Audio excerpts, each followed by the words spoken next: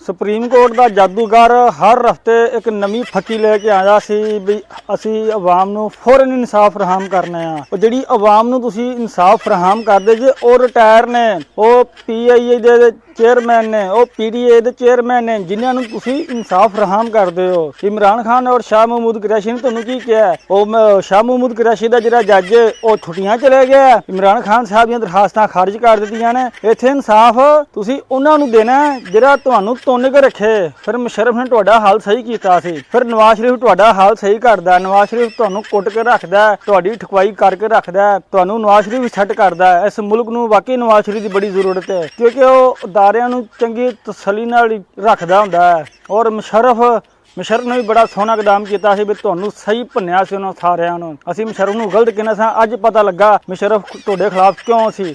ਉਹ ਇਹਨਾਂ ਬਗੈਰਤੀ ਦੀ ਵਜ੍ਹਾ ਤੋਂ ਤੁਹਾਡੇ ਖਿਲਾਫ ਸੀ। ਕੰਮ ਤੁਹਾਡਾ ਟੱਕੇ ਨਹੀਂ ਹੈਗੀਆਂ ਤੇ ਸਹੂਲਤਾਂ ਤੁਸੀਂ ਸਾਰੇ ਜਾਣਦੇ ਚੁੱਕੀ ਜਾ ਰਹੇ ਜੇ।